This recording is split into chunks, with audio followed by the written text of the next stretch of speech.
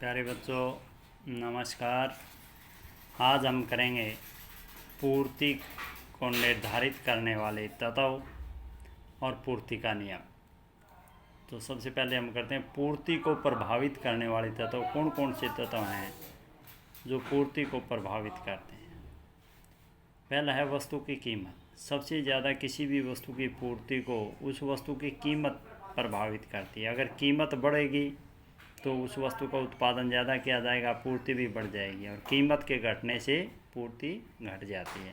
कीमत के बढ़ने से पूर्ति बढ़ जाती है, कीमत के घटने से पूर्ति घट जाती है। फर्मों की संख्या, पूर्ति फर्मों की संख्या पर भी, कारखानों की संख्या पर भी निर्भर करती है। अगर फर्मों की संख्या ज़्यादा होगी, उत्पादन करने वाले कारखाने ज़्यादा होंगे तो पूर्ति भी ज़्यादा होगी, और जब फर्मों की संख्या कम हो जाएगी तो पूर्ति कम हो जाती है। फर्मों का उद्देश्य, भी फर्म का उद्देश्य क्या है उत्पादन करने का? दो उद्देश्य होते हैं फर्म के उत्पादन करने के।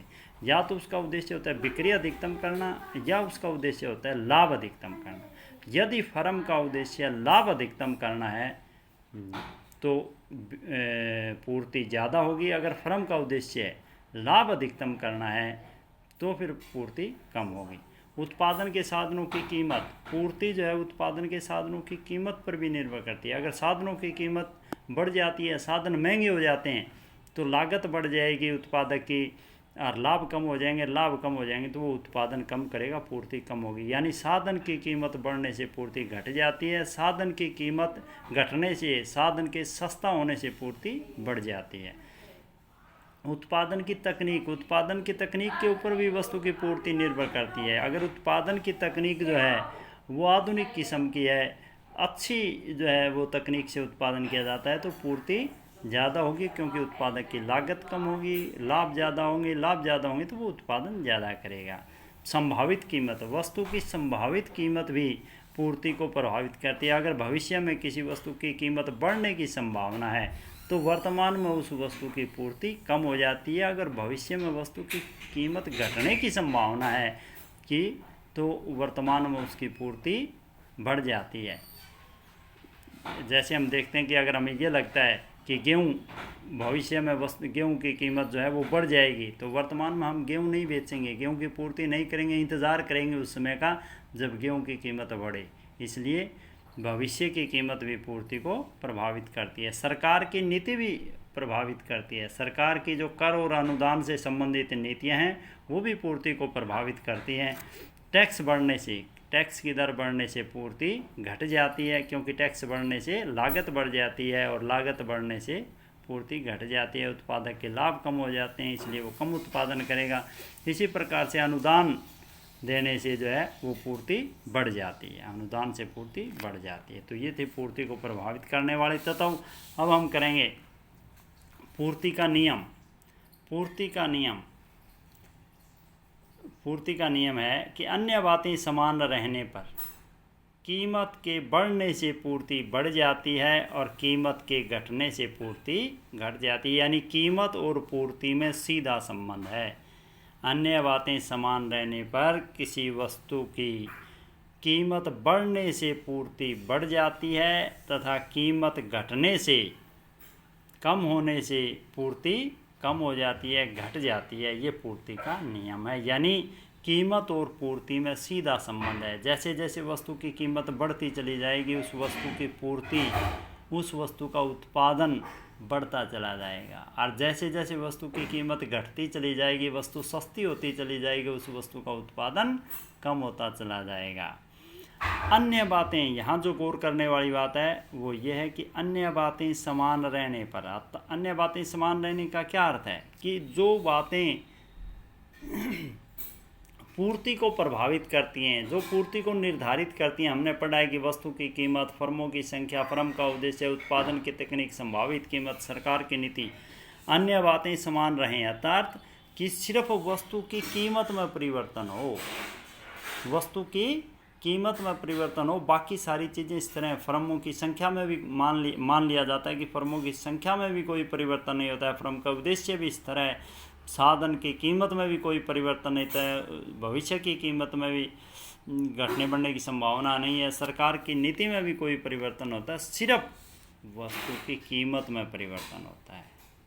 और कीमत में परिवर्तन होने से, कीमत के बढ़ने से पूर्ति बढ़ जाएगी, कीमत के घटने से पूर्ति घट जाएगी। यानी अन्य बातें समान रहने का अर्थ है कि वस्तु की कीमत को छोड़ करके बाकी जो तत्व पूर्ति को प्रभावित करते हैं, कीमत को छोड़ के बाकी जो तत्व जैसे फर्मों की संख्या, फर्म का उद्देश्य, साधन की कीमत, तकनीक, संभावित कीमत, सरकार की नीति, यानी ये सारे तत्व स्थिर हैं, इनमें कोई परिवर्तन नहीं होता है। सिर्फ वस्तु की कीमत में परिवर्तन होता है और कीमत के बढ़ने से पूर्ति बढ़ जाती है और कीमत के घटने से पूर्ति घट जाती है। तो पूर्ति के नियम को हम तालिका और रेखाचित्र से स्पष्ट करेंगे।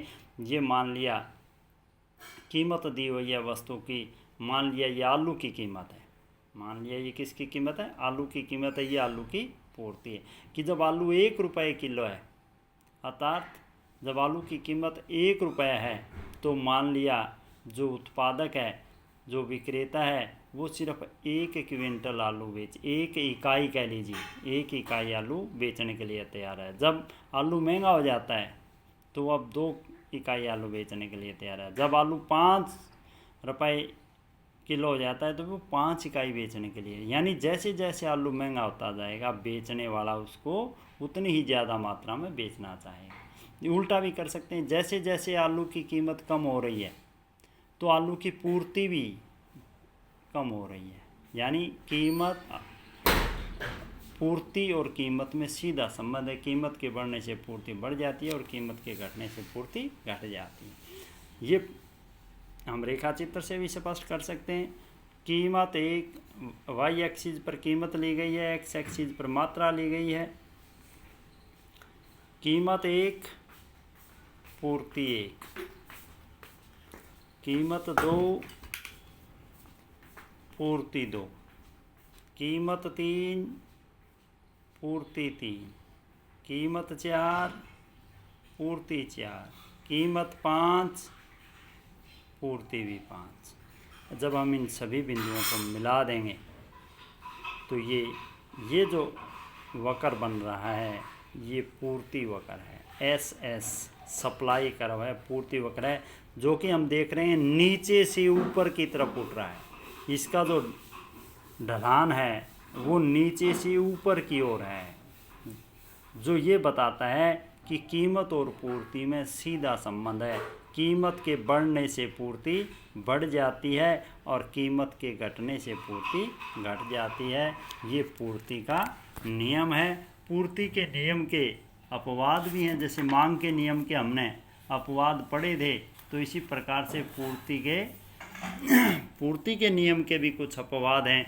जैसे कृषि पदार्थों के ऊपर जो है वो पूर्ति का नियम, ज़्यादातर जो कृषि पदार्थों पर पूर्ति का नियम लागू नहीं होता है, क्योंकि कई बार कृषि जो है प्रकृति आधारित ज़्यादा है, तो वहाँ कई बार बाढ़, भूकंप के कारण जो है वो फसल खराब हो जाती है। अगर फिर भी वस्तु की कीमत बढ़ जाती है तो फिर गेहूं की पूर्ति को बढ़ाया नहीं जा सकता, क्योंकि ये प्राकृतिक प्रकोप के कारण फसल जो है वो नष्ट हो गई है।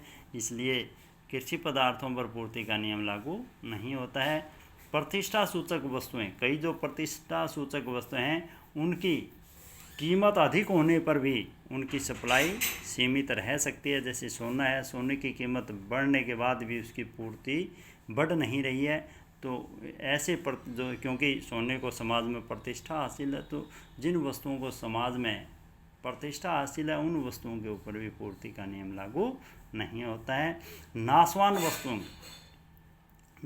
वस्तुओं के ऊपर भी पूर्ति का नियम लागू नहीं होता है, क्योंकि नाशवान वस्तुओं की कीमतें कम होने पर भी विक्रेता उनकी अधिक मात्रा बेचने का प्रयास करता है। क्योंकि जैसे सब्ज़ी का एग्जाम्पल लेते हैं हम आमतौर पर, सब्ज़ी आप देखोगे सुबह रेट आपको भिंडी के बताएंगे कि भाई 40 रुपये किलो है, और शाम को वही भिंडी आप देखोगे कि बाज़ार में वो 20 रुपये 25 रुपये किलो आ जाती है, क्योंकि विक्रेता को इस बात का पता है कि अगर ये सब्ज़ी मैंने नहीं बेची, अगर मैंने ये सब्ज़ी नहीं बेची तो ये ख़राब हो जाएगी रात को और सुबह इसका कोई यूज़ नहीं होगा। इसलिए वो कम कीमत पर भी ज़्यादा मात्रा बेचने के लिए तैयार हो जाता है।